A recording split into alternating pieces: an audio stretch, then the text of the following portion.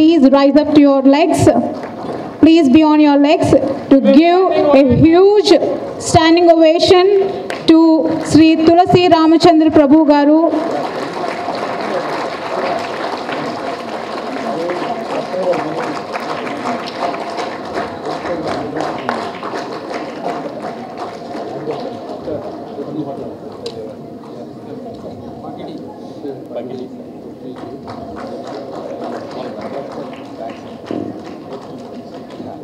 He is an emblem of divinity, simplicity, achievement and philanthropy.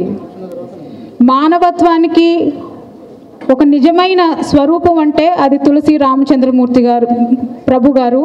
So it's an honor in fact to Acharya Nagarjuna University. It's a privilege to our Acharya University to bestow Visishta Pratibha Puraskar on Tulasi Ramachandra Prabhu garu.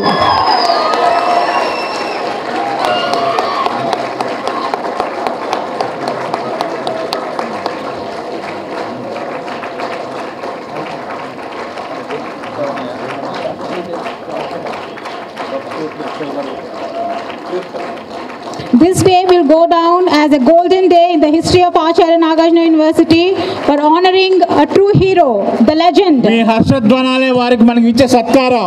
Give a big hand, big hand, give a big hand. మీ అందరికీ కూడా నా నమస్కారాలు, శుభాకాంక్షలు. విద్యార్థులకి నా ఆశీర్వచనాలు. నాకు 77 సంవత్సరాలు నిండుతున్నాయి. అందుకే చెప్పారు, ఛాలెంజ్ చేశారు, ఈయన యూత్ మనం యూత్ అని. 77 సంవత్సరాలు నిండుతాయి రేపు జూన్కి. 78లోకి వెళ్తాం. వయసు పెరిగే కొద్దికి నాకు గర్వంగా ఉంటుంది, నేను ఇంత వయసు అని. అంతేకాని నేను ముసలాన్ని అయిపోతున్న ఫీలింగ్ మాత్రం ఉండదు. నీ పేరేంటి తల్లి? మంజూష ఉంటుంది. ఎవరు యూత్ ఎవరు ఇప్పుడు తేలాలి అని.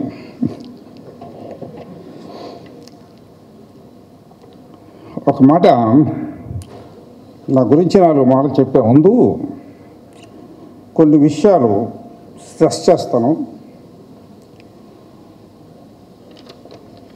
చాలా నా గురించి చాలా బాగా చెప్పారు అందరూ. ముఖ్యంగా మన వైస్ ఛాన్సలర్ గారు చక్కటి ఇంగ్లీషు, మరి అలాంటి ఇంగ్లీష్ మీరు నేర్చుకోగలిగి ఉండాలని నేను. నాకు కూడా అంత మంచి I can speak in English, no problem. But అది అక్కడ ఆ ఇంగ్లీష్ అన్ని ఎక్స్ప్రెషన్స్ అన్నీ కూడాను ఎలాంటి ఎక్స్ప్రెషన్ అయినా ఇంగ్లీష్లో చెప్పగలిగిన స్తోమత ఆ లాంగ్వేజ్ రాజశేఖర్ గారి దగ్గర ఉంది.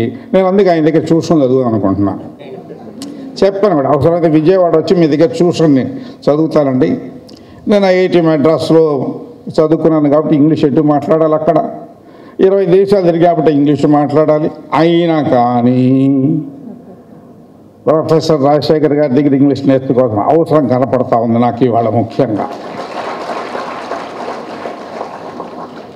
తర్వాత మన సిద్ధయ్య గారు, ప్రొఫెసర్ సిద్ధయ్య గారు పాపం మా ఇంటికి రావటం, నా తులసి సదన్ ఇంట్లో ఇన్వైట్ చేయటం, మళ్ళీ వస్తానంటే వద్దండి ఇన్విటేషన్ కార్డు పంపించాడు. అన్నిసార్లు మీరు తిరగొద్దు, మీరు బిజీగా చాలా కార్యక్రమం మీ భుజాల మీద పెట్టేశారు వైస్ ఛాన్సలర్ గారు. అందుచేత ఆయన ఒకసారి వచ్చారు. సిద్ధయ్య గారు సిద్ధయ్య గారు వినయంగా ఉంటారు, స్టూడెంట్ లాగా. ఇంజనీరింగ్ హెడ్ అయ్యి ఉండి కూడా ఇంజనీరింగ్ కాలేజ్. సిద్ధయ్య గారికి ముఖ్యంగా మీకు థ్యాంక్స్ చెప్తున్నానండి. తర్వాత హాలు నిండలేదు అనేది మన వైస్ ఛాన్సలర్ గారి ఇది. కానీ వైస్ ఛాన్సలర్ గారు ఇక్కడ ఉన్న సగం నిండిందండి, హాల్ సగం నిండింది. ఎందుకంటే ఈ దేశంలో ఉన్న 144 కోట్ల ధరికి వెళ్తున్నాం. మోడీ గారు ఇప్పుడు 140 అంటారు. ఆయన లెక్కలు రావేమో. 144కి వెళ్ళాం మనం. 144 కోట్ల మంది భారతీయులం ప్రపంచంలోనే నెంబర్ 1 స్థానంలో ఉన్నాం. చైనా కూడా మన తర్వాతే తగ్గారు, మనకన్నా ఒక 50 లక్షలు తక్కువ ఉంటారు వాళ్ళు. అందుచేత స్ట్రెంగ్త్ ఇంపార్టెంటే. ఇవాళ 144 అంటే ఎంత బలమైన దేశం అవుతుంది రేపు పొద్దున. మన సైన్యం కానీ మన ఎయిర్ ఫోర్సు ఈ బలాలన్నీ కూడాను ఈ సంఖ్యల నుంచి వస్తారు, యూత్ కూడా. సో అదొక అడ్వాంటేజ్ మనకి. 144 కోట్ల మంది ఉంటాం. కొంత డిసడ్వాంటేజ్, ఎందుకంటే వీళ్ళందరినీ ఇప్పుడు వైస్ ఛాన్సలర్ గారిని నాకు చివాట్లు పెట్టారు కదా, అందరికీ అలా చివాట్లు పెట్టాల్సిన పరిస్థితి కూడా ఉంటుంది ఇంతమంది ఉన్నప్పుడు, 144 కోట్ల మంది ఉన్నప్పుడు. అది డిసడ్వాంటేజ్. సరే, థ్యాంక్స్ అండి. ముఖ్యంగా నాకు ఈ అవార్డ్ ఆఫ్ ఎక్సలెన్స్ విశిష్ట ప్రతిభా పురస్కార్ నాకు ప్రదానం చేసినందుకు మా యూనివర్సిటీకి, వైస్ ఛాన్సలర్ గారికి, ప్రొఫెసర్స్కి అందరికి కూడాను, యూనివర్సిటీ అందరికి కూడా నేను కృతజ్ఞతలు తెలియజేస్తున్నాను. అది నాకంటే మీరు చాలా చిన్నది అన్నారు కాదు, అది నాకు అవసరం. ఇంకా ఎక్కువ చేయడానికి ఇవ్వాలి. ఇలాంటి పురస్కారాలు ఎక్కువ పని చేయటానికి ప్రోత్సహిస్తాయి. అదేదో కిరీటం పెట్టుకొని నేను తిరుగుతానని కాదు, కానీ ప్రోత్సాహం, నన్ను ప్రోత్సహించారు ఇవాళ, బాగా ప్రోత్సహించారు నన్ను ఇవాళ. ఈ ప్రోత్సాహంతో ఇంకొక పాయింట్ అక్కడక్కడ మాట్లాడుతూ వన్ ఆఫ్ ద ప్రొఫెసర్స్, దానగుణం ఎంతమందికి ఉంది, ఎంతమంది డబ్బులు ఉన్నాళ్ళు, దానం దానం అంటున్నారు. ఈ దానం అనే మాట నా దగ్గర మన డిక్షనరీ నుంచి కొట్టేశా. నాకు ఒక డిక్షనరీ ఉంటుంది, దాంట్లో 2 పదాలు కొట్టేశాను. ఒకటి దానం, ఎందుకంటే ఏ గుడికి వెళ్ళినా ఓ శిలాపలకం ఉంటుంది అక్కడ. బుచ్చయ్య గారు, తులసి బుచ్చయ్య గారు, వారి సతీమణి బుచ్చమ్మ,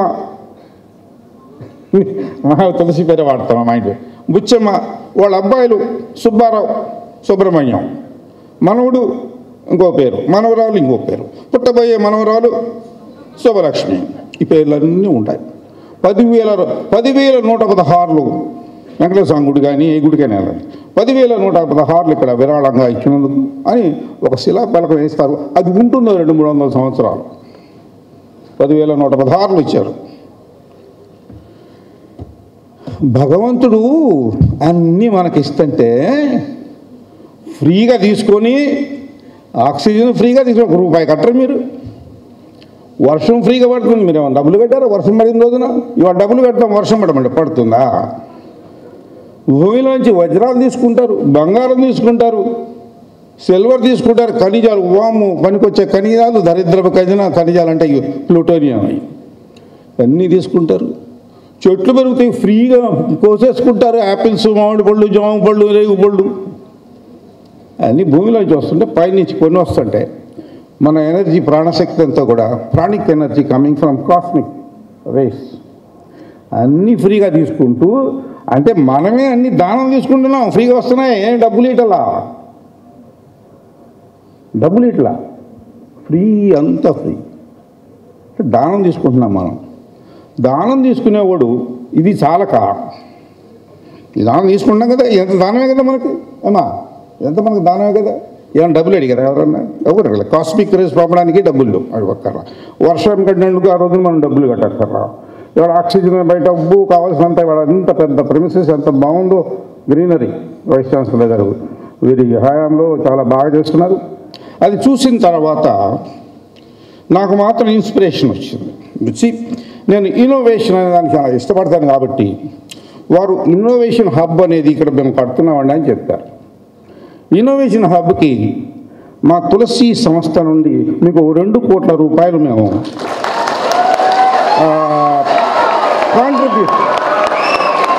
కాంట్రిబ్యూషన్ ఇస్తాము. ఈరోజు చెప్తా ఉన్నాను.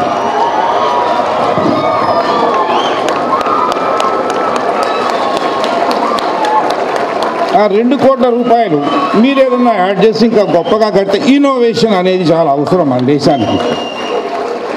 సో ఇది మీ అందరి సమక్షంలో నేను అనౌన్స్ చేస్తున్నాను. ₹2 కోట్ల ఇన్నోవేషన్ హబ్ రావాలి అనేది కోరిక. ఇది ఇక్కడ మళ్ళీ దానానికి వద్దాం. ఇది దానమా? నేను కరుణ గారు, ఇది దానమా? ఆహా, నా డిక్షనరీలో పేరే లేదు. ఎక్కడ వెతికినా మొత్తం డిక్షనరీ అంతా వెతికిన దానం అనే మాట ఒకటి లేదు. ఇంకో మాట ఏంటి, వస్తారు కొంతమంది, నేను కాపు కులస్తుడిని, కొంతమంది కాపులు వస్తారు, ఇక్కడ ఉన్నారు అనుభవాలు వస్తారు, మనోడేనండి అంటారు. అది కూడా ఇప్పుడు కొట్టేశాం. మనోడు అనే మాట నా డిక్షనరీలో లేదు. నేనేం చేయమంటావు? నువ్వు మనోడు అంటే ఏమా రమేష్, నువ్వు మనోడేనంటే అప్పుడు నేనేం అడిగాను మిమ్మల్ని? ఫస్ట్ అడిగిన క్వశ్చన్ ఏంటి? మనోడు అన్నావు కదా, అంటే ఈయన మాల కులస్తుడా అని అడిగా. అంటే మా ఇంటి పెద్ద కోడలు మాల కులస్తురాలు కాబట్టి అంటే కాదన్నావు. తర్వాత మా రెండో అన్నయ్య మూడో కోడలు బీసీ కాబట్టి ఈ బీసీయా అని అడిగా, అది కాదన్నావు. నా రెండో కోడలు పెద్ద కోడలు కాపు, చిన్న కోడలు రాజపుట్స ఎక్కడో చండీగఢ్ నుంచి వచ్చింది, రాజపుట్స అన్న, అది కాదన్నావు నువ్వే. మూడు కాదు. మరి మేము పెంచుకొని పెద్ద చేసి పెళ్లి చేసి పంపించిన అమ్మాయి కమ్మ, మరి కమ్మ కులస్తురా అని అడిగా. నా అమ్మాయి కమ్మ, పెంచుకున్నాం, నాకు ఆడపిల్లలు లేరు, ఇద్దరు మగపిల్లలు, అంటే అది కాదన్నావు. ఆ 4 కులాలపై ఎవరు లేరు. మా బావమద్ది కూతురు వైశ్యాస అబ్బాయిని పెళ్లి చేసుకుని చక్కగా దగ్గరుండి పెళ్లి చేసాను, చాలా బాగున్నారు, వెరీ టాలెంటెడ్ బాయ్, మరి వైశ్యాస అని అడిగా, అది కాదన్నావు. ఆ తర్వాత నా సొంత మేనగోడలు హిందూ కాలేజీకి ప్రిన్సిపాల్గా చేసి రిటైర్ అయ్యింది 2 ఏళ్ళు, ఒకతే కూతురు బ్రాహ్మణ అబ్బాయిని పెళ్లి చేసుకుంది, బ్రాహ్మిన్స్ అని అడిగా, అది కాదన్నాడు. 6 కులాల పేర్లు చెప్పిన మనోడు అంటుండే ఒక పక్కన, ఈ 6 కులాల పేర్లు ఏది అంటాడు. ఇక 7వ కులం చివరికి ఉన్నాం కదా, అందుకని కాపులా అని అడిగా, అప్పుడు 7 కులాలు ఉన్నాయి మా ఇంట్లో. మానవుడు అంటే ఏమైనా అర్థం చేసుకోవాలి, చెప్పండి, మీరే చెప్పండి న్యాయం. ఈ మానవుడేనండి, ఏం మానవుడు? ఈ దేశంలో ఉన్న 144 కోట్ల మంది మనళ్ళే అనే విషయం ఈ భారతీయులకి ఎప్పుడు అర్థమవుతుంది? భరతమాత ఎంత ఉంది కదా, మరి భరతమాత బిడ్డలం భారతీయులమైనప్పుడు ఈ మనవుడు ఎక్కడి నుంచి వచ్చాడు మధ్యలో? ఎవరు తీసుకొచ్చారు, ఎందుకు తీసుకొచ్చారు అర్థం కాదు. అందుకని రమేష్, నువ్వు ఈసారి ఎప్పుడన్నా వస్తే నీ బంధువు వచ్చిన బంధువు అని చెప్తాం, ఓహో ఈయన కాపులా అని అడుగుతాం, ఏం ప్రాబ్లం లేదు. పాపం రమేష్ మీద పెట్టాయి, నాకు చాలామంది వచ్చారు, మనోడు అంటారు, అందరికీ పడతాయి ఇదే డోసు. 2 వర్డ్స్ నా దగ్గర లేవన్నమాట నా డిక్షనరీలో. మనోడు అనేది కొటేషన్, భారతీయులంతా మనోళ్ళు కాబట్టి పలానోడు మనోడు అంటానికి ఎక్కడ? చైనా వాడిని తీసుకొచ్చి మనోడు అంటానికి వీల్లేదు కదా, పాకిస్తాన్ టెర్రరిస్ట్ని తీసుకొచ్చి మనోడు అంటానికి వీల్లేదు కదా. అంచేత 2 తీసేసాం. ఒకటి దానం, ఎందుకంటే మనమే దానం తీసుకునేవాళ్ళం, దానం ఇవ్వటం ఏంటి? 10,116 కోటి రూపాయలు, 2 కోట్లు ఇప్పుడు అనౌన్స్ చేసింది, అది నా డబ్బులు కాదు బాబు.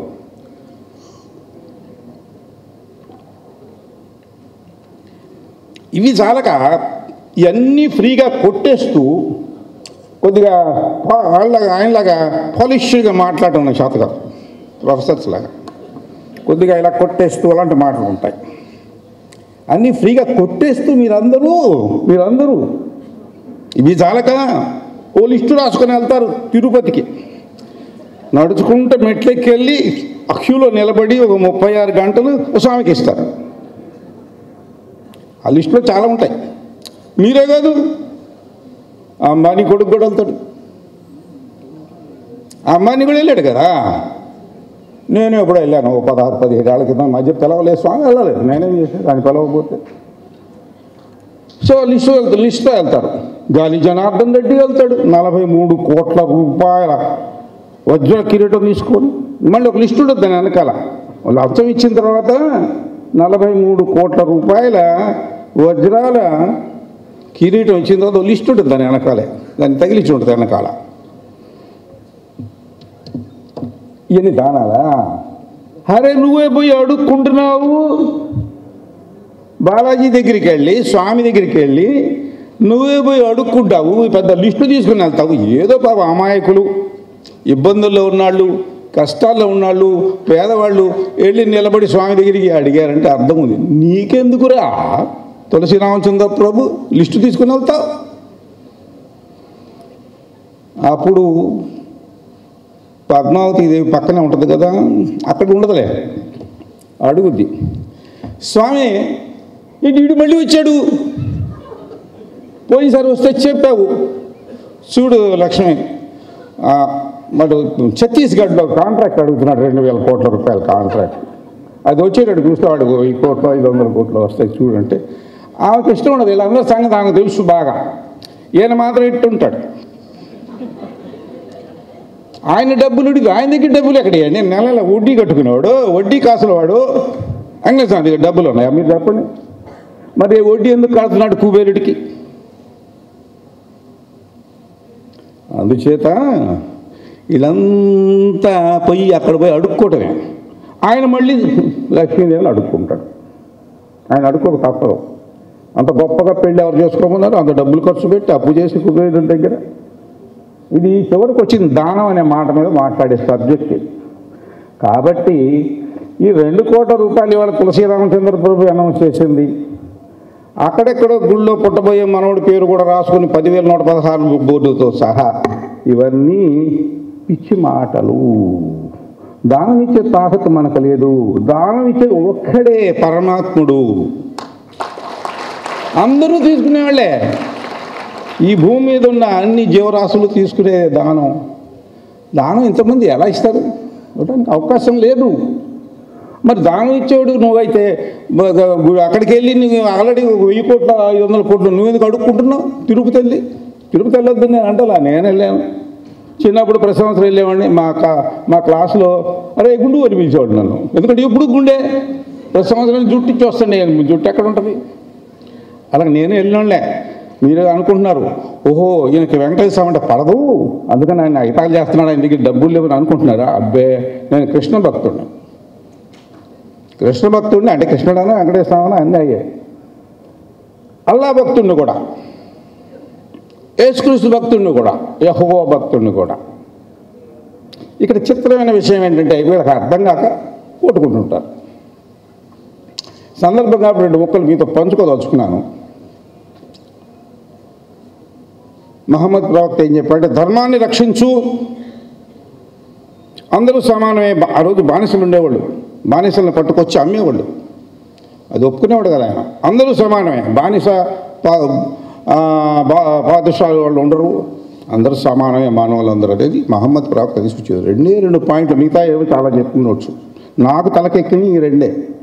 ధర్మరక్షణ, ధర్మాన్ని రక్షించు, అందరూ సమానం. ఎగ్జాక్ట్గా ఇదే చెప్పాడు కృష్ణ భగవానుడు. ఇంకేమైనా డిఫరెంట్ చెప్పాడని చెప్పండి. ధర్మరక్షణ కోసం వచ్చాను నేను అని వాళ్ళని ఉపయోగించి, పాండవులను ఉపయోగించి ధర్మరక్షణ కోసం యుద్ధం చేయ అవసరం అయితే అన్నాడు. ఆయన అదే చెప్పాడు. అందరినీ సమానంగా చేశాడు కృష్ణుడు. ఒక యాదవుడు ఆవులు కాసుకునేవాడు, అందరూ సమానమే. అక్కడ యాదవుల కులంలోనే ఎనుగు పుట్టాడు ఈ భగవంతుడు. మీ భగవద్గీత ముఖ్యంగా హిందువులు అనబడే వాళ్ళకి, హిందువులు అనబడేవాళ్ళు, హిందువులని నేను అంటలా, హిందువులు అనబడేవాళ్ళు అంటే వాళ్ళకి హిందువులని పేరు పెట్టింది వేరు, బయట వాళ్ళు సింధు నది అవతలున్నారు కాబట్టి. అందువల్ల వీళ్ళు హిందువులు అనబడతారు. మీరందరూ, మనం అందరం, మనం కృష్ణ భగవానుడు చెప్పిన గీతోపదేశాన్ని మనం అడాప్ట్ చేసుకున్నాం అంతే. అంతేకాని హిందూ మత గ్రంథం అని అంటే, హిందూ మతం అనేది ఎక్కడుంది? అసలు కృష్ణుడి కాలం లేదు, రాముడి కాలంలో లేదు. ఉందండి? మీకు తెలియదు బాగా? ఉంది ఆ రోజుల్లో హిందూ మతం లేదు. ఎక్కడన్నా ఈ శాస్త్రాలు ఎక్కడన్నా హిందూ అనే మాట చూపించండి నాకు, వేదాల్లో కానీ ఇతిహాసాల్లో వీటిలో కానీ ఎక్కడ ఉండదు. సనాతన ధర్మం ఉంది. చేత ఇక్కడ మత ప్రసక్తి కూడా ఎందుకు తీసుకొచ్చానంటే, యేసుక్రీస్తు ఏం చెప్పాడు? Love thy neighbour as you love thyself. అంతగానే ఏం కావాలండి? బైబిల్ అంతా చదవాలా? చదివి పెద్దగా అరవాలా? అవసరం లేదు. సింపుల్. ముగ్గురు చెప్పింది. ఇవాళ భయంకరంగా యుద్ధాలు చేసుకునేవాడు వాళ్ళే. నాకు అర్థం కాని విషయం, ఈ ముక్కలు అర్థం కాక యుద్ధాలు చేసుకుంటున్నాను. మహమ్మద్ ప్రవక్త చెప్పింది, కృష్ణ భగవానుడు చెప్పింది ఒకటే అయినప్పుడు అక్కడ గొడవ ఏంటి? యేసుక్రీస్తు అందరినీ ప్రేమించుకున్నప్పుడు ప్రేమించుకుంటే కొట్లాట ఏంటి? అర్థం కాలేదు. కాబట్టి వాళ్ళకి అర్థం కాలేదు అని నాకు అర్థమైంది. సరే, దానం విషయానికి వస్తే అందరూ కూడా పరమాత్ముడు నేను చెప్పిన 3 పేర్లు పరమాత్ముడి దగ్గర దానం తీసుకోవాల్సిన వాళ్ళమే. అంచేత వాళ్ళు 20 కోట్లు ఇచ్చినా, విప్రో అజీంజీ 1000 కోట్లు ఇచ్చినా, విప్రో అజీంజీ ఇస్తారు స్కాలర్షిప్స్ బాగానే ఇచ్చిన, అవంతా భగవంతుడు. మనం ప్రకృతి నుండి, భగవంతుడి నుంచి, పరమాత్ముడి నుంచి తీసుకున్న సొమ్ము. కాబట్టి దానం అనే మాట డిక్షనరీలో తీసేసాం, ఇంకొక వాడు కూడా తీసేసాం. ఇది ఏమిటంటే చెప్పారు మన వైస్ ఛాన్సలర్ గారు, సామాజిక స్పృహ, సోషల్ రెస్పాన్సిబిలిటీ. ఈ సమాజంలో నేను పైకొచ్చి ఇవాళ 1,000 కోట్లు సంపాదించుకున్నా, అది 16 రూపాయలు ఫీజు కట్టలేనటువంటి ఎస్ఎల్సి ఫీజు ఎగ్జామినేషన్ 16 రూపాయలు ఫీజు కట్టలేనటువంటి ఈ స్టూడెంటు అప్పుడు 16 ఏళ్ళ వయసులో 16 రూపాయలు ఫీజు, ఎగ్జామ్ ఫీజు, అది స్కూల్ ఫీజు కాదు. మరి ఇవాళ 1,000 కోట్లలోకి వచ్చి ఏవో ఇస్తున్నాం దాన్ని నా పేరు రాయండి, చాలా చోట్ల ఇచ్చాం. అది గుడులకు మాత్రం నేను ఇవ్వండి, గుడులకి చాలా రేర్గా ఇస్తాను. గుడులకి ఎవరు, ఓన్లీ స్కాలర్షిప్స్, విద్యాలయాలు. అంతేగాని మేము గుడి కడుతున్నాం ధ్వజస్తంభం ఏంటంటే నేను ఇవ్వను అని చెప్తాను. నేను కట్టించాను గుడి మా నేటివ్ ప్లేస్లో తప్పల 1 కోటి రూపాయలు పెట్టి ఎప్పుడో. అలా అని చెప్పి నేను దైవభక్తుడు కాదు, ఈయన ఎథీస్ట్ అయి ఉంటారు, మీకు అనుమానం చాలా పొరపాటు. నేను దైవభక్తుడిని, భగవద్గీత ఫాలో అవుతాను. దాంట్లో భగవద్గీత ఎంతమంది దగ్గర చేతులు ఎత్తాడు చూద్దాం. ఉంది, రైట్. ఇంకా భగవద్గీత కనుక మీ దగ్గర లేకపోతే మీరు హిందూ అని పిలుచుకోకండి, ఇంకో మతంకి వెళ్ళిపోండి. భగవద్గీత ఉండి కూడా చదవలేదనుకో, అది ఇంకా పెద్ద పాపం. అది ఇంత పెద్ద తప్పు, పాపం కాదు, పెద్ద తప్పు. భగవద్గీత కొనుక్కోండి. కృష్ణ భగవానుడు ఏం చెప్పాడు 18 అధ్యాయంలో చూడండి. అర్జునుడు అనబడేటటువంటి ఆయన మహావీరుడు గాంధీవాన్ని కింద పడేసి కళనీళ్ళు పెట్టుకుంటే చెప్పాడు. మనం అందరం అర్జునుడు ఇక్కడ కూర్చున్నాడు, అందరం ఆ చివర కూర్చున్న అర్జునుడి దగ్గర నుంచి నిద్రపోతున్నాడు. అర్జునుడు మెలుగున్నాడు. ఆ అర్జునుడు నిద్రపోతున్నాడు, వెనకాల అది కదలటలా, ఏదో సెల్ ఫోన్ చూసుకుంటున్నాడు. వెనకాల తలకాయించాడంటే చూస్తున్నాడంటే సెల్ ఫోన్. ఏ అర్జున, సెల్ ఫోన్ కాదు ఇప్పుడు, విను నేను చెప్పేది. 3 యోగాలు చెప్పాడు. భక్తి యోగం, జ్ఞానయోగం, కర్మయోగం. జ్ఞానయోగం చాలా హైయెస్ట్. ఆ స్థితికి వెళ్ళాలంటే ఏ బుద్ధుడు వాళ్ళు వెళ్ళారు. భక్తి యోగం అవసరం. హరే రామ హరే కృష్ణ బైబిల్లో చదువుతాం, ఖురాన్లో చదువుతాం, భక్తి యోగం. ఇది నాకేంటి అని అడిగాడు అర్జునుడు. నన్ను ఏ యోగం ఫాలో కమ్మంటాడు. నువ్వు క్షత్రియుడివి అర్జున, శాస్త్ర ధర్మాన్ని పాటించు, యుద్ధం చెయ్యి, ధర్మాన్ని రక్షణ కోసం నువ్వు ఉన్నావు, అప్పుడు అది చెయ్యేదని కర్మయోగం అన్నాడు. అని అది నీ కోసం కాదు, నువ్వు రాజ్యం సంపాదించుకోవడానికి, మీ ఆవిడకి ఒక వడ్రాన్నం తయారు పెట్టడానికి, నీవు కిరీటం పెట్టుకోవడానికి కానే కాదు. ఈ యుద్ధం అనేది మహాభారత యుద్ధం. 18 అక్షౌహిణుల సేనలో మొత్తం నాశనం అయిపోయింది. ఆ యుద్ధంలో మహావీరులు భీష్ముడు లాంటి ఎంతోమంది చనిపోయారు. అంత పెద్ద యుద్ధాన్ని నడిపించాడు కృష్ణుడు ధర్మరక్షణ కోసం. అంతేగాని ధర్మరాజుకి, భీముడికి, అర్జునుడికి, నకులు, సహాదేవులకి రాజ్యం సంపాదించి పెట్టడం కోసం కానీ కాదు. దానికోసం కాదు నాయన అని చెప్పాడు, ధర్మరక్షణ కోసం. అందుచేత ఇక్కడ నేను దానం చేశాను, ఇవన్నీ తెలుసుకొని కూడా ఇంకా నేను దానం చేశాను అని అంటే ఎంత తప్పు, సామాజిక బాధ్యత అవుతుంది. ఇక మన సబ్జెక్టులోకి వస్తే సామాజిక బాధ్యత ఎందుకు అవుతుందంటే, ఇవాళ నేను స్కాలర్షిప్లకి 21 కోట్లు 22 కోట్లు ఇచ్చున్నాను. టెంపుల్స్కి ఏదో 2 కోట్ల దాకా ఖర్చు పెట్టుంటాను ఇష్టానికి. కాదు, టెంపుల్స్కి ఎక్కువ ఇవ్వను. ఇంకా నేను బతికినంత కాలం చివరి శ్వాస వరకు ఒక్క ముక్కులోంచి గాలి వస్తున్నా చాలు స్కాలర్షిప్లు ఇస్తా. ఇందాక ఆయన 100 ఏళ్ళు చెప్పారు నాకు, ఇప్పుడు 77 కదా, ఇంకా 23 ఏళ్ళు ఉంది. 100 ఏళ్ళు చెప్పాడు, ఇంకా 23 ఏళ్ళు టైం ఉంది. ఎన్ని కోట్లు పంచిపెట్టవచ్చు, దానికి మనం సంపాదించాలి కష్టపడి. అందుకని పక్కడి జేబులో చేయి పెట్టాం కాదు, కుదరదు. అందుచేత ఈ సామాజిక, ఎందుకంటే 16 రూపాయలు ఫీజు కట్టలేని ఒక స్టూడెంటు ఒక స్థాయికి, మంచి స్థాయికి వచ్చాడంటే, ఒక ఇండస్ట్రియలిస్ట్గా ఎంతమంది సహకారం ఉంటుంది దాంట్లో. ఆ 16 రూపాయలు ఒక ఆమె 10 రూపాయలు ఇచ్చింది, ఇంకొకటి 6 రూపాయలు ఇచ్చారు. అట్లాగా స్కాలర్షిప్తో చదువుకుంటూ వచ్చా. అంటే సమాజం నాకు సహాయం చేయటమే కాకుండా అనేక మంది బ్యాంకులు లోన్లు ఇచ్చినాయి, చాలామంది నేను తయారు చేసిన ప్రోడక్ట్స్ కొంటారు, అందరి సహకారం ఉంది. డిపాజిట్స్ నా దగ్గర డబ్బులు దాచుకుంటారు చాలామంది. ఆ డబ్బులు అసలు డబ్బులు నా దగ్గర ఇండస్ట్రీ పెట్టినప్పుడు సరే మరి వీళ్ళందరూ సహాయం చేస్తే కదా ఈ స్థితికి వచ్చాను ఈరోజు ఇక్కడ. కాబట్టి దీన్ని ఏమంటారు, వాళ్ళందరూ నాకు దానం చేశారు.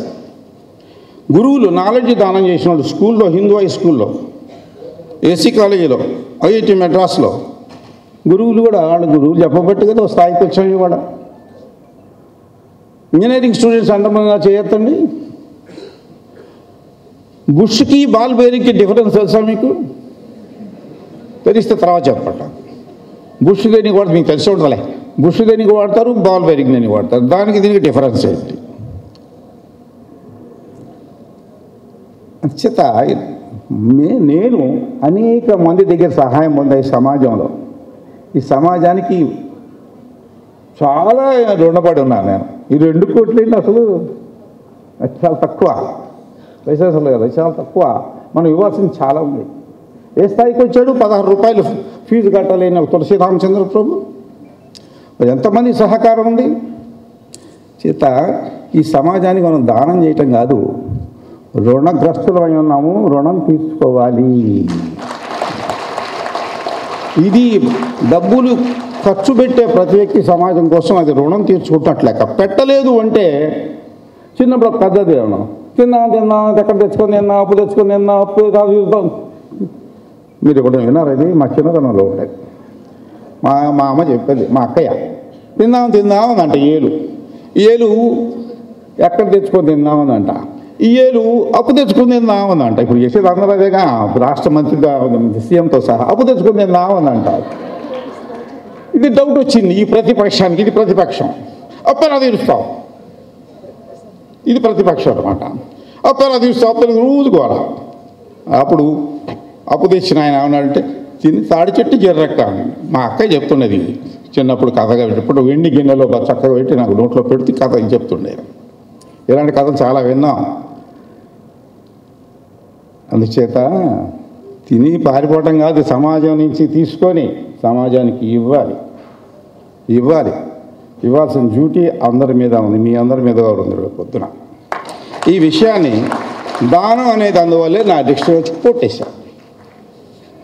ఇక వస్తాయి సింపుల్గా నేను ఇండస్ట్రీలో ఎలా వచ్చాను అది బ్రీఫ్గానే చెప్తా, ఎక్కువ టైం తీసుకోను. 5/27 ఎడ్యుకేషన్ అయిపోయిన తర్వాత IIT Madras all India entrance examination rank వచ్చింది, అక్కడ సీట్ వచ్చింది. ఐఐటి మెడ్రాస్ ఫస్ట్ క్లాస్ బీటెక్తో బయటకు వచ్చాను. వచ్చిన తర్వాత భారత్ హెవీ ఎలక్ట్రికల్స్లో తిరుచినాపల్లిలో నాకు జాబ్ వచ్చింది. ఏం జాబ్ అది? Technical management training. ఇంటర్వ్యూలు అయిపోయింది, 2 రోజులు ఇంటర్వ్యూలు చేశారు. వచ్చింది జాబ్. వచ్చిన తర్వాత నా క్లాస్మేట్స్ చాలామంది ఇతర దేశాలకు వెళ్ళిపోయారు ఐఐటి నుంచి. కొద్దిమంది ఇక్కడ ఉన్నాం. వచ్చిన తర్వాత జాయిన్ వెళ్ళినప్పుడు జాయిన్ కమ్మన్నారు.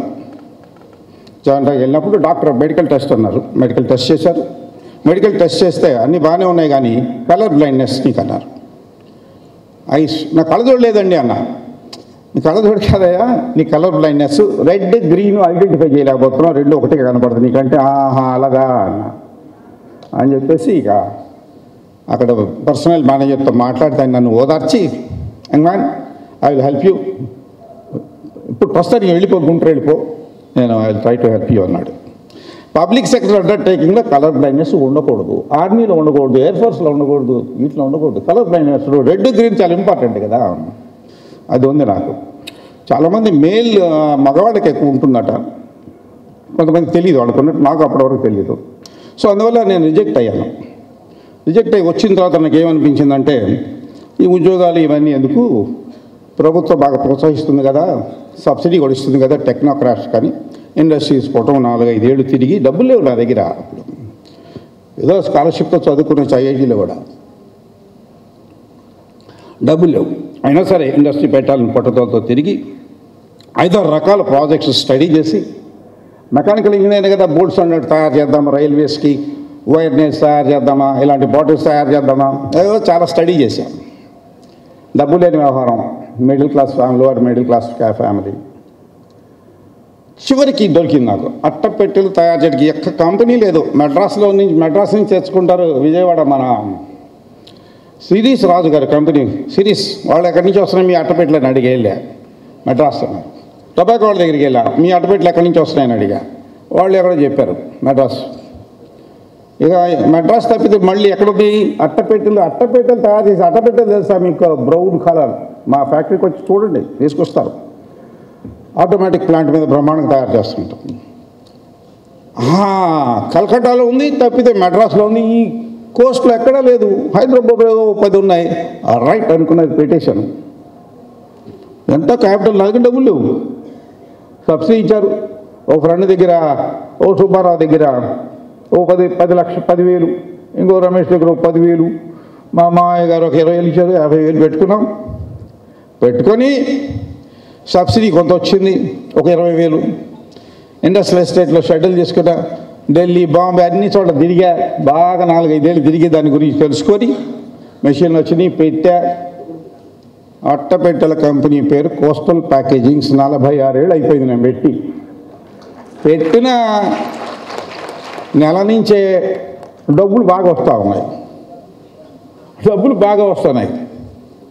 జేబులు నిండిపోతూ ఉన్నాయి పెట్టిన నెల నుంచే. ఎందుకని ఎవరిలో కాంపిటీషన్ లేరు నాకు. అక్కడ ఎక్కడో మెడ్రాస్ వాళ్ళు మానేశారు. మెడ్రాస్ నా దగ్గర కొంటున్నారు.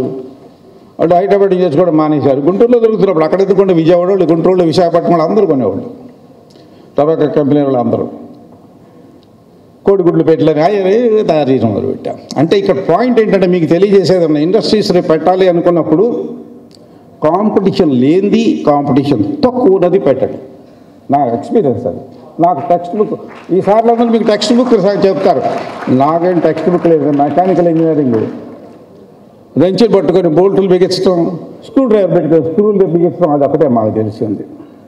మెకానికల్ ఇంజనీరింగ్ అంతకనే ఉంటాయి. మా చేతిలో ఒక చేతిలో రెంచి, ఇంకో చేతిలో స్క్రూ డ్రైవర్ ఉంటుంది నాకు. అందుచేత టెక్స్ట్ బుక్ వ్యవహారాలు మనకు తెలియవు. మనకి ఉన్నది కొద్దిగా ఆలోచించే గుణం, కామన్ సెన్స్. నా అంతా అట్టపెట్టెల కంపెనీ పెట్టి ఎట తప్పని పిచ్చిగా సంపాదించేసాను డబ్బులు. వస్తా ఉండే చిన్న ఫ్యాక్టరీ, 3,50,000 రూపాయల ఫ్యాక్టరీ ఆ రోజు, 2 షెడ్లు. అది మదర్ కంపెనీ తులసి చైతన్య కోస్టల్ ప్యాకేజింగ్. ఇప్పుడు 12 కంపెనీలు అయినాయి. దాని నుండి ఎందువల్ల అంటే ఇది మీకు లెసన్ ఏంటంటే తక్కువ అసలు కాంపిటీషన్ లేదు. కానీ చాలా వస్తువులు వస్తున్నాయి చైనా నుండి, చాలా వస్తువులు వస్తున్నాయి. అట్లా మనం కొన్ని మ్యానుఫ్యాక్చర్ చేయొచ్చు. చైనా నుంచి ఎందుకు కొనాలి? మేము కొన్ని మెషిన్లు కొంటానే ఉన్నాం. తప్పని పరిస్థితి ఇక్కడ లేదు మ్యానుఫ్యాక్చరింగ్. మోడీ గారు మేక్ ఇన్ ఇండియా అన్నారు. ఎవరు చేసేది? అరే ఈ సభకే రాంటారా బాబు అని ప్రొఫెసర్లు మొత్తుకుంటే సభకే రాలేదు, వీళ్ళు ఎంత తయారు చేస్తారు? సార్ అందుకే బాగా చివాట్లు పెట్టారు వైస్ ఛాన్సలర్ గారు. ఒక పనికొచ్చే సభకే రాలేని వాళ్ళు దానికి టైం స్పేర్ చేయడం. ఆయన అన్నారు, ఆయన చెప్పింది రాలేక నేనేమన్నా కానీ లేని వాళ్ళు వీళ్ళందరూ భారతదేశాన్ని గొప్ప దేశంగా చేస్తారా? Make in Indiana? ఏం మేక్ ఇన్ ఇండియా అండి? సార్ సిద్ధయ్య గారు మీ ఇంజనీరింగ్ వాళ్ళంతా ఎన్ని ఇండస్ట్రీలు పెడతారు చూస్తాం. సో కాబట్టి నాకు సక్సెస్ కారణం కాంపిటీషన్ లేనటువంటి ప్రోడక్ట్ తీసుకున్నాం. చిన్న ప్రోడక్ట్ తీసుకున్నాం, బ్రహ్మాండం చేశాం. తర్వాత ఆటోమేటిక్ ప్లాంట్ పెట్టాం. తులసి సీడ్స్ని గురించి చాలా బాగా చెప్పారు. వాళ్ళు కళాకారులు అనకూడదు, ఆర్ట్స్ అండ్ చాలా బాగా చెప్పారు. వాళ్ళందరికీ థ్యాంక్స్ అండి. అసలు హృదయాన్ని కదిలించే విధంగా చేశారు. వీళ్ళందరూ ఎక్కడి నుంచి తీసుకొచ్చారు? యాక్టర్లు అబ్బాయి అందరూ స్టూడెంట్స్ అయినా అన్నారు. చాలా బాగా చేశారు. అందువల్ల తులసి సీడ్స్ అనే సంస్థ అట్టపెట్టెల కంపెనీలు పెట్టాను. ఇంకా డైహార్డ్ డైస్ అని నాకు కాంపిటీషన్ లేదు. 70 దేశాలకు ఎక్స్పోర్ట్ చేస్తా. ఆ కంపెనీకి కాంపిటీషనే లేదు. Die Hard dies. డైహార్డ్ అనే సినిమా చూసారా? ఉన్నా డైహార్డ్ 1, డైహార్డ్ 2 ఆ పేరు పెట్టుకున్నాను నేను. నా డైల్ కంపెనీకి స్టేషనరీ తయారు చేస్తాం. ఫైల్స్ ఉంటాయి కదా, మీ బాక్స్ ఫైల్స్ మీకు గిఫ్ట్గా ఇచ్చా. ఒక బాక్స్ ఫైలు ఛాలెంజ్ 20 ఏళ్ళు గ్యారంటీ ఇస్తాను. ఫైల్ మహా ఉంటే 2 ఏళ్ళు ఉంటుంది, 3 ఏళ్ళు ఉంటుంది, ఇక్కడ వంగిపోతుంది. నేను చేసిన ఫైల్ 20 ఏళ్ళు ఉంటుంది. ఇన్నోవేషన్. అందుకే ఇన్నోవేషన్ హబ్కి 2 కోట్ల రూపాయలు చెప్పింది. అందుకని ఇన్నోవేషన్ అంటే నాకు బ్లడ్లో ఉంది. అందుకని ఇన్నోవేషను ఇక్కడ స్టూడెంట్స్ అంతా దేశానికి పనికొచ్చేటటువంటి పౌరులుగా, వీరులుగా, సైంటిస్టులుగా లెక్చరర్స్గా ప్రొఫెసర్స్గా కావాలని కోరిక నాకు. మరి దేశం గొప్ప దేశం ఎవరు చేస్తారు? పాకిస్తాన్ వాళ్ళు చేస్తారా? టెర్రరిస్టులు బంగ్లాదేశ్ వాళ్ళు చేస్తారా? నేపాల్ వాళ్ళు చేస్తారా? అడుక్కు తింటున్న శ్రీలంక వాళ్ళు వచ్చి చేస్తారా? పాకిస్తాన్ కూడా అడుక్కు తింటుంది, శ్రీలంక అదే పరిస్థితి, బంగ్లాదేశ్ ఆ పరిస్థితికి వెళ్తా ఉంది. పాకిస్తాన్ వాళ్ళకి $1 కూడాను వాళ్ళ దగ్గర ఫారిన్ ఎక్స్చేంజ్ లేదు. మన దేశానికి ఎంత ఫారిన్ ఎక్స్చేంజ్ ఉంది ఎవరు చెప్తారు? ఇప్పుడున్నది సుమారుగా చెప్పండి, ఎవరు చెప్పగలరు? టీచర్స్ లెక్చరర్స్ కాదు, స్టూడెంట్స్. ఏమన్నా దాని గురించి ఏమన్నా ఐడియా ఉందా? ఫారిన్ ఎక్స్చేంజ్ ఉంటేనే మన బాంబర్స్, విమానాలు, షిప్పులు, మనకు కావాల్సిన వస్తువులు, టెక్నాలజీ, చిప్స్ కొనుక్కుంటున్నాం, చైనా నుంచి కొనుక్కుంటాం. కర్మగాలి ఆ చిప్స్ కంప్యూటర్లో ఉండే దగ్గర నుంచి అన్ని పై వరకు మన కర్మ ఏం చేస్తాం, కొనుక్కుంటున్నాం. ఇప్పుడు మోడీ గారు ప్రయత్నం చేస్తున్నారు, సెమీ కండక్టర్స్ చిప్స్, అది ఇండియాలో తయారు చేయాలి. ఒక ఇండస్ట్రీ పెట్టాలంటే 30,000 కోట్లు కావాలి చిప్స్కి.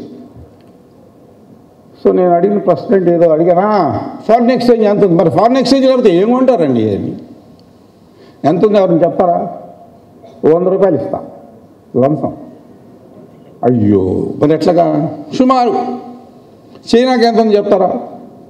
చైనాకి $4 ట్రిలియన్, మిలియన్ కాదు, బిలియన్ కాదు, ట్రిలియన్స్, $4 ట్రిలియన్ పైన ఫారిన్ ఎక్స్చేంజ్ ఆర్డర్, ఆ పైన ఉంది. ఇండియాకి $1 ట్రిలియన్ కూడా లేదు. $1 trillion is equal to 1000 billions. 1 billion అంటే 100 కోట్లు లేదు. మనకుంది ఇవాళ సుమారుగా నాకు గుర్తున్నంత వరకు నేను చూసిన ఎలా అయింది, $570 billion. Huge huge enough for us. పాకిస్తాన్కి డాలర్స్ లేవు అసలు, వాళ్ళు అడుగుతున్న పరిస్థితి. వాళ్ళకి లోన్లు కూడా ఎవరు ఇవ్వటం మనకి ఇస్తారు. వరల్డ్ బ్యాంక్ మనకు బాగా లోన్ ఇస్తుంది, మన ఎకానమీ బాగుంది కాబట్టి. So future vice chancellor Rajasekhar గారి మీద కానీ, రిటైర్ కాకపోతున్నాయని తెల్ల చుట్టూ ఆయన వెళ్ళిపోయారు. ఈయన కాదు, ఆర్కిటెక్చర్ ఆయన కానీ, వాళ్ళు ముసలుడు అయిన తులసి రామచంద్ర ప్రభు కానీ మీద ఆధారపడలేదు. మీ మీద ఉన్నది ఈ దేశం, ఆధారపడి మీ మీద ఆధారపడి ఉన్నది. అది ఎప్పుడు రియలైజ్ అవుతారు మీరు?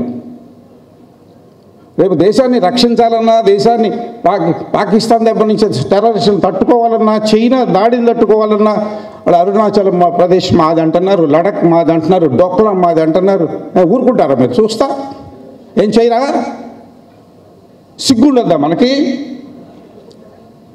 Youth, you need to rise to the occasion and save the country and make the country great economically and militarily. అందుచేత నేను అదే అడుగుతా, చీవునెత్తురుందా? అసలు సిగ్గు సరం ఉందా? ఈ దేశాన్ని గొప్ప మిమ్మల్ని అందరినీ నేను అంటల్లా, ఇన్ జనరల్ నేను యూత్ని గురించి, రేపు మీ యూతే, మన దేశంలో అంత యూత్ చైనాలో కూడా లేదు. చైనాలో అంతా ఎక్కువ మంది ముసలాళ్ళు ఉన్నారు, యూత్ తక్కువ ఉన్నాడు, వరి అయిపోయింది. మన దేశంలో very strong youth, very energetic youth. చెప్త మీరు రియలైజ్ కావాలి. రియలైజ్ అయ్యి ఈ దేశం కోసం నేను ఏం చేయాలి అని క్వశ్చన్ మీరు అడగండి. దేశం కోసం చేసిన వాళ్ళ పేరు, ఒక పేరు చెప్పండి. భగత్ సింగ్ 23 ఏళ్ల వయసు, మీ వయసులోనే ఊరికమ్మ ఎక్కాడు. ఫస్ట్ ఆయన పేరు, ఆయనే నాకు హీరో. సినిమా హీరో లేదో ఊరికి ఎంటర్టైన్మెంటే, చూసి అహాహా నవ్వుకోవడానికి, చప్పట్లు కొట్టడానికే మనకి. వాళ్ళు హీరోలు కాదు, తెర మీద హీరోలు. భగత్ సింగ్, సుభాష్ చంద్రబోస్, మహాత్మా గాంధీ, ఇంకా చాలా వేల పేర్లు ఉన్నాయి. వాళ్ళందరూ పుణ్యమే ఇక్కడ కూర్చొని, ఏసీ హాల్లో కూర్చొని హాయిగా క్వశ్చన్కి కూర్చొని సెల్ ఫోన్ చూసుకునే ఆయన, ఒక ఆయన, నువ్వు సెల్ ఫోన్ చూస్తున్నావా? అక్కడ సెల్ ఫోన్ పెట్టే సెల్ ఫోన్, మీకోసం వచ్చి మాట్లాడుతున్నా. అక్కడ ఇంట్లో కూర్చుంటే కనీసం గంటకి 10 లక్షలు సంపాదిస్తాను నేను. గంటకు 10 లక్షలు నా సంపాదన. నేను ఇక్కడికి వస్తే నువ్వు సెల్ ఫోన్ చూసుకుంటావా?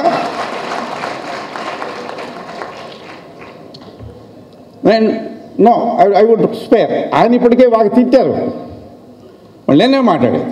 ఇది నా దేశం, మన దేశం అనే మాట వాడను. ఇది నా దేశం, ఇది నా హాలు, ఇది నా యూనివర్సిటీ. మన దేశం అంటే మన అనుకునేవాడు ఏం చేస్తాడు తెలుసా? అటు వెళ్తూ వేడుతున్నా కానీ తొక్కలేసి వెళ్తాడు. అది వాడి ఉద్దేశం ఏంటి? ఆ యూనివర్సిటీలో వైస్ ఛాన్సలర్ గారు చూసుకుంటారు, ఎవరో ఒకళ్ళు పెట్టి ఎత్తిస్తారులే. మన యూనివర్సిటీ కదా, నా యూనివర్సిటీ అనుకోడు, మన యూనివర్సిటీ అంటాడు. కాబట్టి ఎవడొకడు ఎత్తుతాడు. యూనివర్సిటీలో ఎంతమంది ఉన్నారు, ఆ బస్సు తగలబెడతాడు, అరటికాయ తొక్కలేస్తాడు, ట్రైన్లో ఎక్కినప్పుడు అక్కడ కూర్చొని దాన్ని పౌడు చేస్తాడు. ఎందుకంటే అక్కడ చాలామంది ఉన్నారు చేయడానికి. అదే నా దేశం, అదే నీ ఇళ్ళు, నీ జేబులో పెన్ను అయితే అప్పుడే అది అంటే అంత జాగ్రత్తగా పట్టుకుంటావు. అందుకని నాది అనుకోండి, మనది కాదు. ఇది భారతదేశం నాది. ఎక్కడి నుంచి ఎక్కడికి? కన్యాకుమారి నుంచి ఎక్కడికి చెప్పండి? కాశ్మీర్ వరకు. కాశ్మీర్ ఈ మధ్య మందు బాగా గట్టి పొట్టేశాం. ఇది నా దేశం. నా దేశంలో ఎవడైనా బస్సు తగలబెట్టినా, రోడ్ల మీద చెత్తేసినా, అరటికాయ తొక్కలేసినా నేను ఊరుకోను, ఏ విధంగా స్పేర్ చేయను. ఇంకా ఆయన మీ వైస్ ఛాన్సలర్ గారు మాట్లాడింది తిట్టింది చాలా తక్కువ. నేను అందుకున్నానంటే బాగుంటుంది. చాలా ఒక 500-600 సభల్లో మాట్లాడా. ఏం సార్ అట్ట తిడతారన్నారు. తిట్టక ఏం చేస్తారు? మీరు చేసే పనులకి ఏం సార్ అట్ట తిడతారు? స్టేజ్ ఎక్కి ఆయన ఉన్నాడు ఇక్కడ, దళవాయి సుబ్రహ్మణ్యం ఎస్ఐ నిలబడు. నేను అంటాడు, మీ కోపం ఎక్కువండి ప్రభు గారు, స్టేజ్ మించి తిడతారు అందరినీ అంటాడు. మరి కోపం పెంచుకోక ఏం చేస్తాడు? మిమ్మల్ని ముద్దు పెట్టుకుంటారా? ఎట్లా ఉన్నాయండి మీ రోడ్లు? మీ డ్రైనేజ్ సిస్టమ్ ఎలా ఉందండి? మీ హాస్పిటల్స్ ఎలా ఉన్నాయండి? ఏం దళవాయి సుబ్రహ్మణ్యం గారు పోలీస్ డిపార్ట్మెంట్ నుంచి రిటైర్ అయ్యారు. కూర్చో. మీరే నన్ను అంది కోపం అని. నేను కోపంతో మాట్లాడటలేదు, బాధతో మాట్లాడుతున్నాను. నా దేశాన్ని ఏం చేస్తారు వీళ్ళు? 5 ఏళ్ళు 6 ఏళ్ళు 7 ఏళ్ళు 10 ఏళ్ళు బతుకుతా. ఆయన ఆశీర్వదించాడు కదా అని 100 ఏళ్ళు ఉండకపోవచ్చు. అప్పుడు బెడ్ మీద ఉన్నప్పుడు, డెత్ బెడ్ మీద ఉన్నప్పుడు నా బిడ్డలు గుర్తురారు, నా ఇండస్ట్రీ గుర్తురాదు, నా మనవాళ్ళు గుర్తురారు. ఏం గుర్తొస్తాయా నీకు రామచంద్ర ప్రభు? నా దేశాన్ని వీళ్ళంతా ఏం చేస్తారు అని భయపడుతూ చచ్చిపోతా. అది గుర్తుంటుంది నాకు. ఏం చేస్తారు వీళ్ళు? డొక్కలం ఏం చేస్తారు? చైనా వాడికి అప్పచెప్తారా?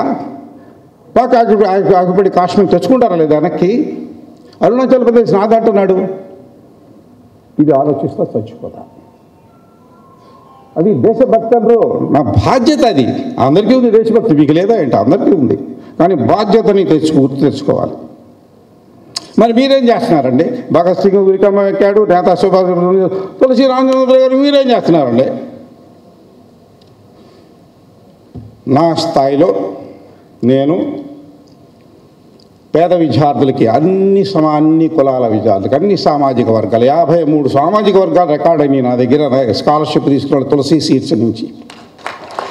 నా స్థాయిలో స్కాలర్షిప్ ఇస్తున్నా. 2000 మందికి జాబ్స్ ఇచ్చాం అన్ని సామాజిక వర్గాలకి. ఇచ్చాకైనంతవరకు నిద్ర మేల్కొల్పుతాము. స్కాలర్షిప్ ఇచ్చే ప్రతి సభలో మాట్లాడతాను నేను. విశాఖపట్నంలో ఇచ్చాను, ఈస్ట్ గోదావరి 10 ఊళ్ళు ఇచ్చాను, వెస్ట్ గోదావరి మొన్న పాలకొల్లు ఇచ్చాను, నెల్లూరులో ఇచ్చాను. నేను తనకి తప్పదు. మొన్న కావలి, మా పియ్య అక్కడ ఉన్నాడు, కావలి, రాజోలు, పాలకొల్లు, రసాపురం మొత్తం 30 ఊళ్ళు ఇస్తాం ప్రతి సంవత్సరం. ఆ ఊళ్ళకి వెళ్తాం. వెళ్ళి మొత్తం ఊరికి అప్పళంగా వేయటం కాదు నాయన. మీరు పెద్దలు ఉన్నారు కదా, రోమూరిసికి తిరిగేవాళ్ళు, 4 ఏళ్ళకి ఉంగరాలు పెట్టుకునేవాళ్ళు, 4 ఏళ్ళకి ఉంగరాలు ఉంటాయి, ఇంత పురాణం ఉంటాయి. ఉన్నాయా ఎవరికన్నా? లే పాపం ఒకటొకటే ఉండవు నాకులాగా. ఇది మా మామయ్య పెట్టేది. వీళ్ళు ఉంటారు అక్కడ. అయ్యా నేను డబ్బులు ఇస్తే తీసుకోవడం కాదు, మీరు ఎంత డబ్బులు పోగు చేస్తే అంత ఇస్తా. 20 లక్షలు పోగు చేసి 20 లక్షలు తీసుకొస్తా. 11 లక్షలు పోగు చేశారు రాజుల్లో. చివరికి కష్టపడి తిట్టంగా ప్రతి సంవత్సరం 11 లక్షలు తీసుకెళ్ళి ఇచ్చాను. మన పాలకులు 6 లక్షలు పోగు చేశారు, 6 లక్షలు తీసుకెళ్ళాం. బాధ్యత తెలియజేయటం ఇది. నేను ఇవ్వగలను, కానీ అలా కాదు. బాధ్యత అందరూ తీసుకోవాలి. సమిష్టిగా బాధ్యత తీసుకోవాల్సిన అవసరం ఉన్నది. అందువల్ల ఈ దానం అనే మాట కానీ, దేశభక్తి లేకపోవడం ఒకటి. ఈ సభకి రాని వాళ్ళంతా నన్ను అడిగితే, అంటే నేను మాట్లాడుతున్నాను కాదు, మీ వైస్ ఛాన్సలర్ గారు ఎంత చక్కగా మాట్లాడారు. ఈ సభకి రాని వాళ్ళకి నన్ను అడిగితే వాళ్ళు బాధ్యత లేని మనుషులు ఎక్కువ మంది స్టూడెంట్స్ అని నేను అనుకుంటున్నాను. అది నిజంగా మీరే చెప్పాలి. భారతదేశం అంటే గౌరవం కానీ యూనివర్సిటీ అంటే గౌరవం కానీ ఉన్నట్టు లేదు వాళ్ళకి అనిపిస్తుంది. నాకు నేనేం బ్లేమ్ చేయను కానీ అనిపిస్తుందండి. వైస్ ఛాన్సలర్ గారు మీరు కూడా బాగానే వాతలు పెట్టారు. నా భాష డిఫరెంట్గా ఉంటుందండి, మీలాగా పాలిష్డ్గా ఉండదు. ఇప్పుడు ఎడ్యుకేషన్ చేశాను, అయిపోయింది. ఇండస్ట్రీ పెట్టాను, అది స్మాల్ స్కేల్ ఇండస్ట్రీ. ఇప్పుడు 3 మీడియం స్కేల్ ఇండస్ట్రీస్ ఉన్నాయి, 3 స్మాల్ స్కేల్ ఇండస్ట్రీస్ ఉన్నాయి, ఇంకొక 6 బిజినెస్ ఎంటర్ప్రైజెస్ ఉన్నాయి. వీటన్నిటిలో 2000 మంది పనిచేస్తారు. గుంటూరుకి దగ్గరలో నేను పెట్టాను. గుంటూరుకి దగ్గరలో 16 కిలోమీటర్ దూరంలో. You're all invited to see the factories.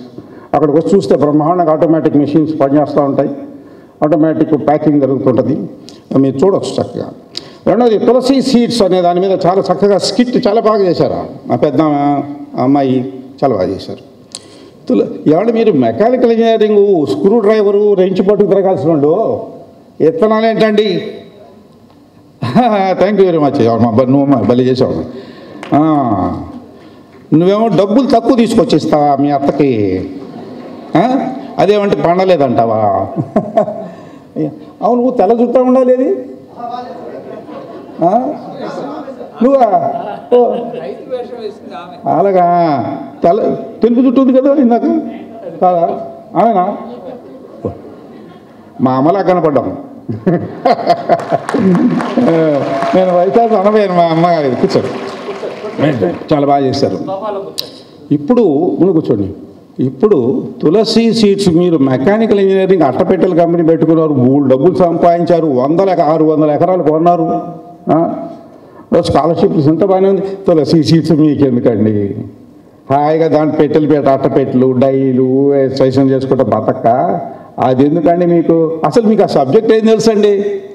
Agriculture ఏం తెలుసు అని మీరు ఇంతగా కంపెనీ పెట్టారు అంటే చిన్న నేపథ్యం.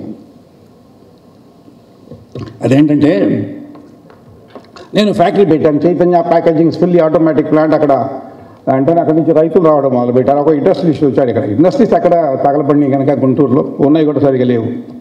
అప్పుడు ఇండస్ట్రీస్ అంతా నేను టెక్నికల్గా అందరిని తెచ్చుకునేవాడిని, బీహార్ నుంచి మహారాష్ట్ర నుంచి తీసుకొచ్చేవాడిని.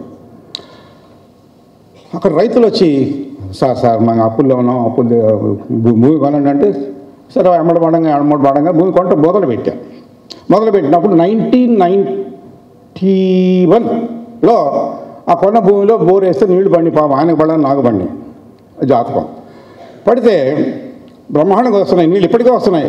ఎప్పుడో 85లో వేసిన బోరు చెరువు పక్కన.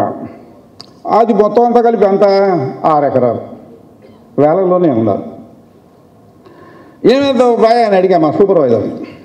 ఏం చేద్దాం ఈ 6 ఎకరాలు అంటే కాటన్ అంటాం సార్ అన్న. కాటన్ పండించే రైతులంతా ఆత్మహత్యలు చేసుకుంటే అదేద్దాం ఉంటాం ఏంటన్నా? ఇందాక నువ్వు పురుగు మందు తాగిపోయావు కదా, పురుగు మంది దగ్గర డబ్బా నువ్వు తెచ్చుకున్నావు. అలా జరిగినాయి. విదర్భ ఏరియా మహారాష్ట్రలో, అక్కడ ఆంధ్రప్రదేశ్లో, తెలంగాణలో, ఎక్కువ ఆంధ్రప్రదేశ్లో జరిగినాయి మా ఆత్మహత్యలు. అప్పుడు నేను కాటన్ అంటావేంటి, ఇలా ఆత్మహత్యలు చేసుకుంటే ఏం మిగులుతుంది దాంట్లో అన్నా? లేదు సార్ అర్థం అన్నాడు. సరే 6 ఎకరాల్లో జేకేహెచ్ఓ హైబ్రిడ్ అవన్నీ ఇప్పుడు తెలుసు కానీ అప్పుడు నాకు తెలీదు. తీసుకొచ్చి చేస్తాడా అయ్యి అన్న. రోజు పొలానికి వెళ్ళేవాడిని. ఆ బాగుంది తిరుగుతున్నాయి కాబట్టి గమ్ బూట్స్ ఇక్కడ దాకా వేసుకొని పొలానికి వెళ్ళి చూస్తునేవాడిని. ఆ సంవత్సరం ఎకరాకి 18 క్వింటాళ్ళు కాటన్ వచ్చింది. అప్పుడే అన్న అరే 18 క్వింటాళ్ళు అంటే బాగా డబ్బులు వచ్చినాయి. 1 ఎకరానికి 6 ఎకరాలు ఇంటూ 18 బాగా డబ్బులు వచ్చినాయి. ఇలా ఆత్మహత్యలు ఎందుకు చేసుకుంటున్నారు అన్న. సారు ఏమో అన్నాడు. బాగుందే ఈసారి అని. అప్పటికి మళ్ళీ పక్కన కూడా భూములు కొన్నారు కదా. ఈసారి ఒక 18 ఎకరాలు 17 ఎకరాలు వేసేసా. ఎకరానికి 18 క్వింటాలు డబ్బులు వస్తుంటే వేయకుండా ఎట్టుంటాం? పక్కన ఫ్యాక్టరీలు నడుస్తున్నాయి. వేస్తే ఎకరానికి 3 క్వింటాలు వచ్చి 18 ఎక్కడ? అప్పుడు అడిగాం మా సూపర్వైజర్ని. పొలంలోకి వెళ్ళాం.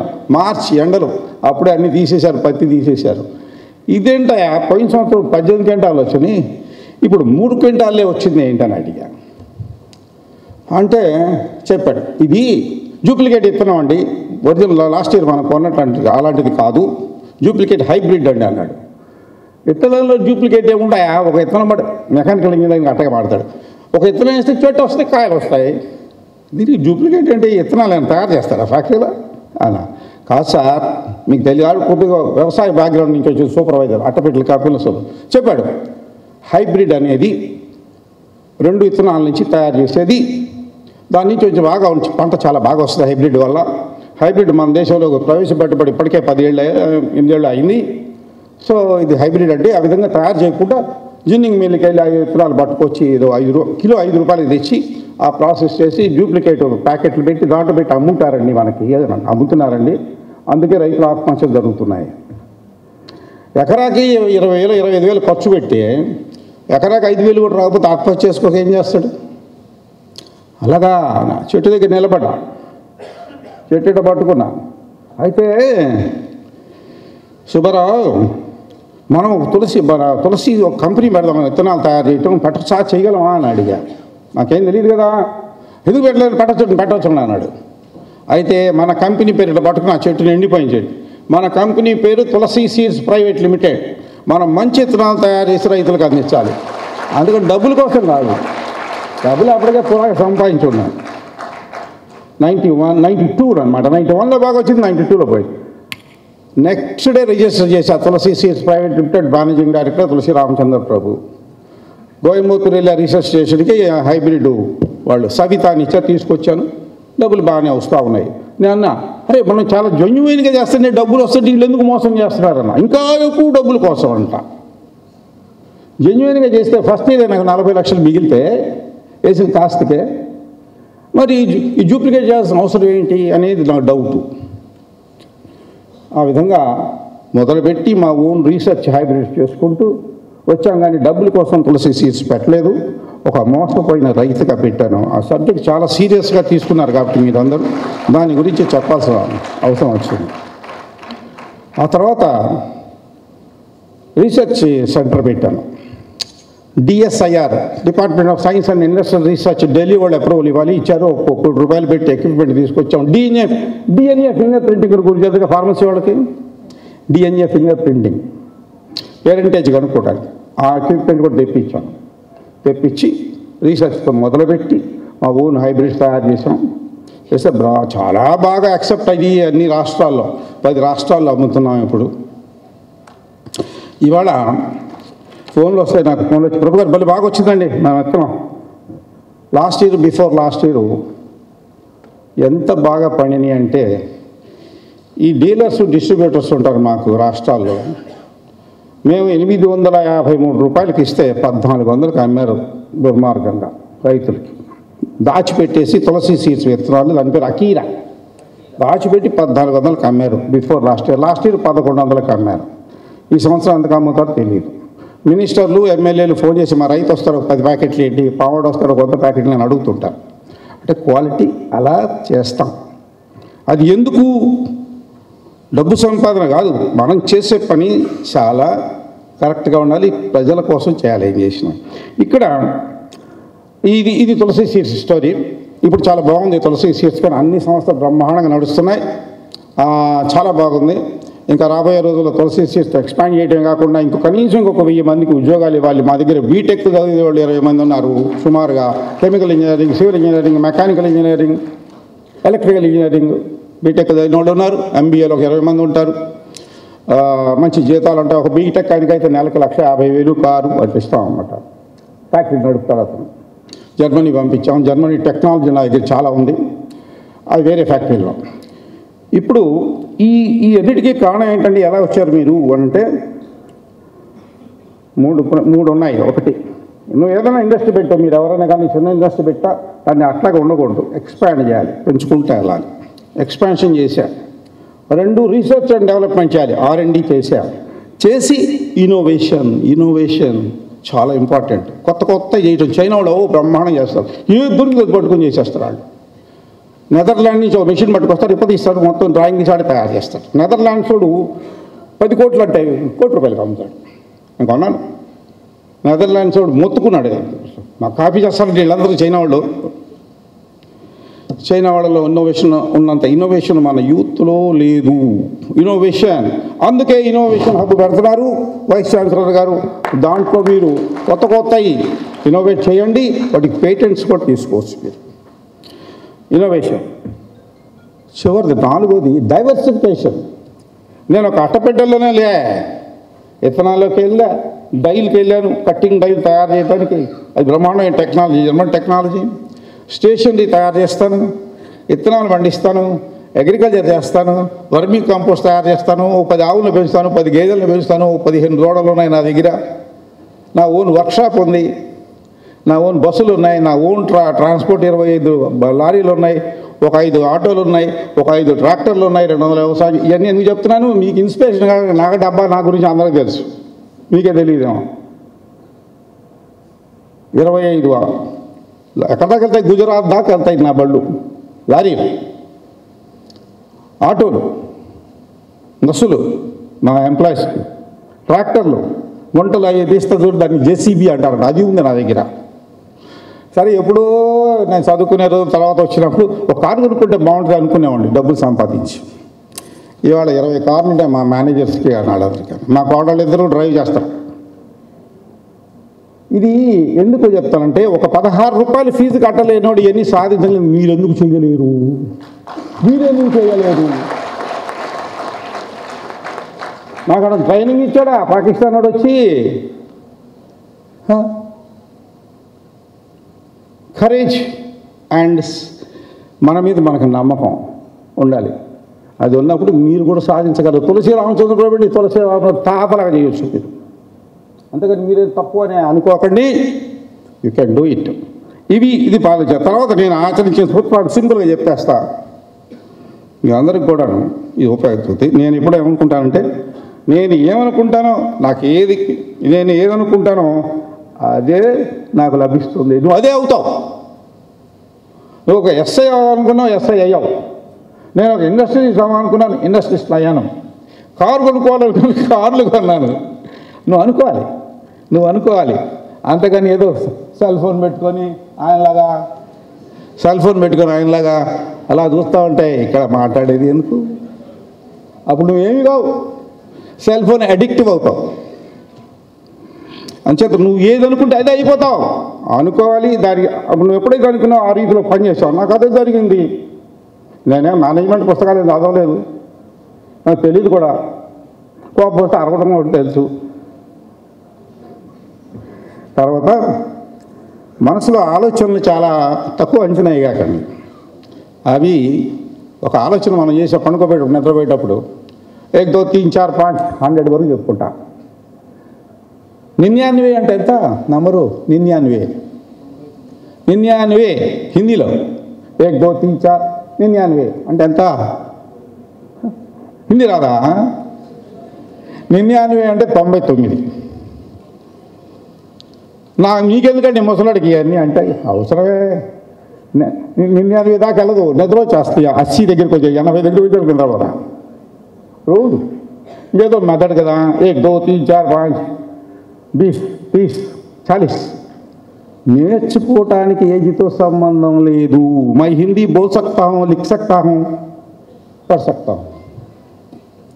అవసరమా? భారతీయుడికి అవసరం. భరతమాత బిడ్డలం.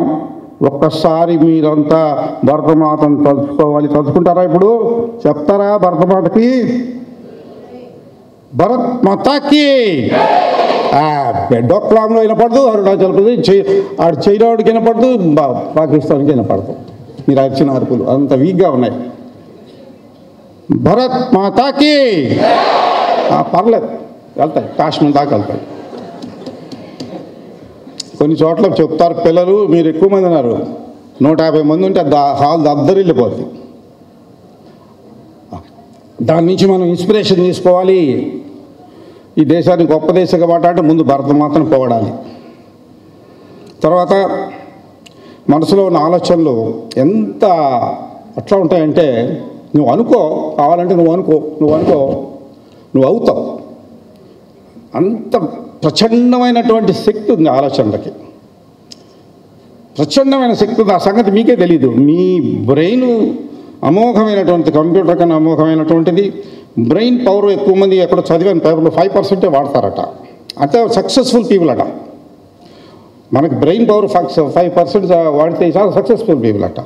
మీరు 25% వాడటానికి ప్రయత్నం చేయండి. భగవంతుని ఇచ్చిన అపూర్వమైనటువంటి బ్రెయిన్ని తర్వాత ఆలోచనలు కూడాను ఏం చేయాలో వేసుకుంటే ఎస్టిమేషన్. నేను అది అవుతాను. ప్రభు గారు 2 కోట్లు ఇచ్చారు, నేను 20 కోట్లు ఇస్తా రేపు నాగార్జున యూనివర్సిటీ అనుకో. ఇస్తావు నువ్వు అనుకుంటే జరగదు. పక్కనే అనుకుంటే జరగదు, మీ ఇంటి పక్కన అనుకుంటే జరగదు, మీ నాయన అనుకుంటే జరగదు, మీ అమ్మ అనుకుంటే జరగదు. నువ్వే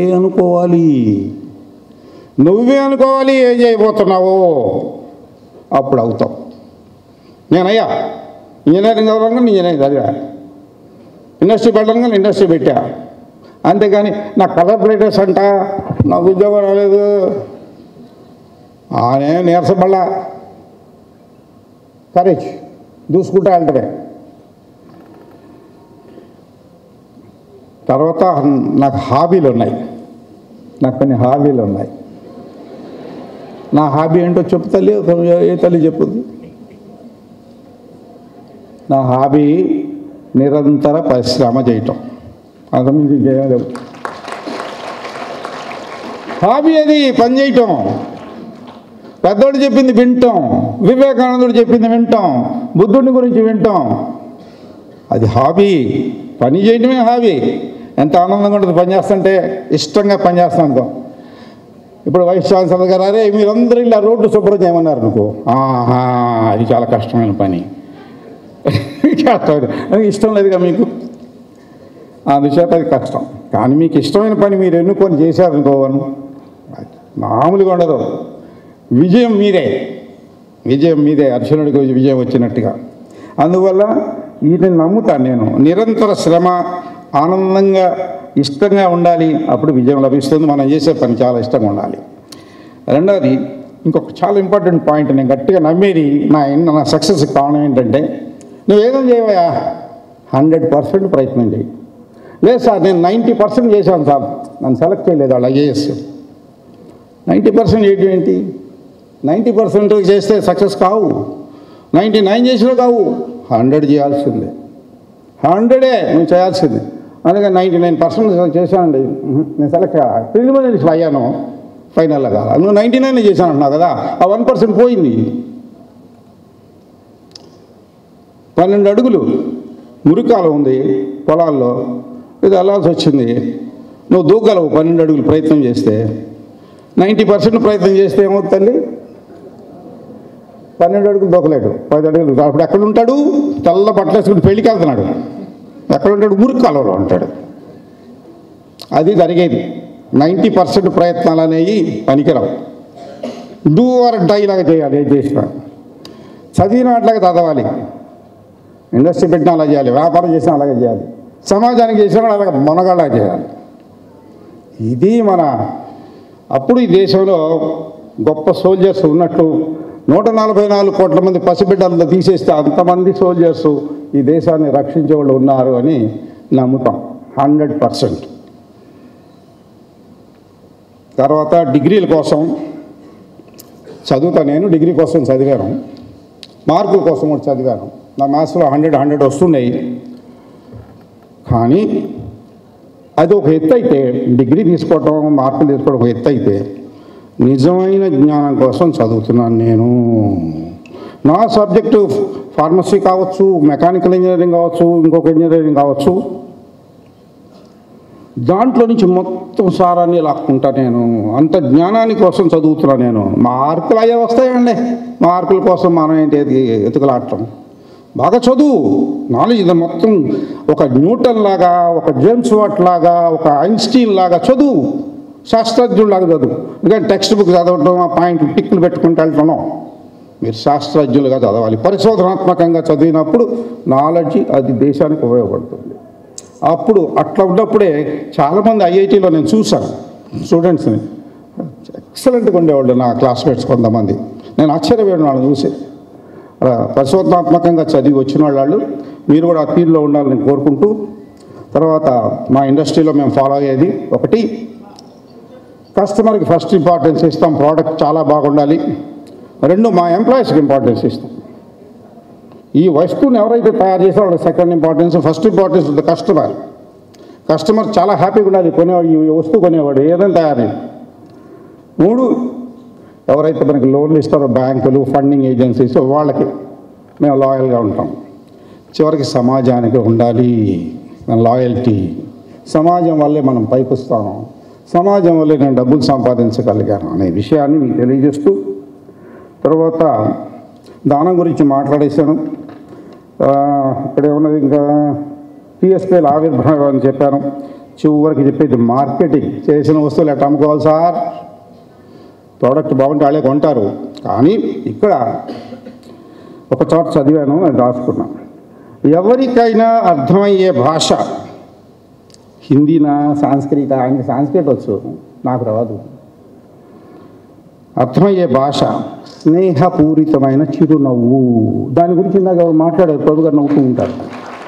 స్నేహపూరితమైన చిరునవ్వు మార్కెటింగ్ న్యాచురల్గా ఉండాలి, ఆర్టిఫిషియల్ కాదు. 2 ఆప్యాయత, 3 వినయం. మన సిద్ధయ్య గారికి ఉన్నట్లుగా, ప్రొఫెసర్ సిద్ధయ్య గారికి ఉన్నట్లు. ఇవి ఉన్నప్పుడు మిమ్మల్ని ఎవరు వెనక్కి పంపిస్తారు? మీకు ఆర్డర్ ఇవ్వాల్సిందే, సిరీస్ రాజు గారు ఇవ్వాల్సిందే, సంఘం డైరీ వాళ్ళు ఇవ్వాల్సిందే, టొబాకో వాళ్ళు ఇవ్వాల్సిందే. మార్కెటింగ్ వేరే వేరే టెక్నిక్స్ ఉపయోగిస్తున్నాను. నేను అక్కడ పోయి నటిస్తున్నాను. నీ నటన చూడటానికి వాళ్ళు పిచ్చోళ్ళు అక్కడ ఉన్నాడు, నీ కస్టమర్స్. జెన్యువైన్, నీ చిరునవ్వు జెన్యువైన్ ఉండాలి, నీ ఆప్యాయత జెన్యువైన్ ఉండాలి, నటించొద్దు. వినయం జెన్యువైన్ ఉండాలి. అప్పుడు మార్కెటింగ్ దానంతట అదే జరుగుద్ది. తులసి రామచంద్రపు తల్లో నుంచి వెళ్ళిపోతారు మీరు అనే విషయాన్ని చెప్తూ, ఇంతసేపు అంతసేపు భరించారు నన్ను. 1 గంట భరించారు. 5ంటికి మొదలుపెట్టా, 6 అయింది. భరించినందుకు మీ అందరికి కూడా నేను కృతజ్ఞత తెలియజేస్తూ, ముఖ్యంగా నాకు ఈ విశిష్ట ప్రతిభ పురస్కారం ఇచ్చినందుకు మీ అందరి సమక్షంలో మీ అందరికీ కూడా నేను కృతజ్ఞతలు తెలియజేస్తూ, విద్యార్థులకి అందరికీ కూడా మీకు వైభవంగా ఉండాలి. మీ ఫ్యూచరు చాలా గొప్పవాళ్ళు కావాలి. మీరు ఈ దేశాన్ని గొప్ప దేశంగా తీర్చిదిద్దాలని నా కృష్ణ భగవాన్ని ప్రార్థిస్తూ సెలవు తీసుకుంటున్నాను. మరొకసారి చెప్పాము, జై హింద్ చెప్పాము. జై హింద్, జై హింద్.